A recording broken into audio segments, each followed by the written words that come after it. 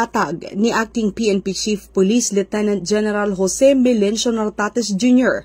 ang kanyang agenda ng reforma na nakatuon sa mas epektibong pamamahala ng yaman ng organisasyon at pagpapatibay ng operasyon ng pulisya. Binigyang diin ni Police Lieutenant General Nartates na ang maayos na paggamit ng tauhan, kagamitan at pondo ay mahalaga upang mapalakas ang buong sistema ng PNP. Aniya, sa tulong ng tamang recruitment, placement at pagsasanay, katuwang ang DPRM at DHRDD, mas mapapataas ang performance at moral ng mga pulis.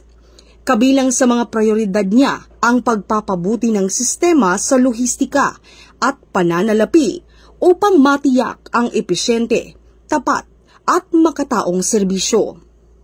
Iginiit niyang dapat isaalang-alang hindi lamang ang pagiging epektibo ng mga desisyon, kundi pati ang kapakanan ng buong organisasyon. Bahagi rin ng kanyang agenda ang pagpapatupad ng Enhanced Managing Police Operations or EMPO, na layong pigilan ang krimen, palakasin ang investigasyon at tiyaking ang mga lumalabag sa batas ay napapanagot.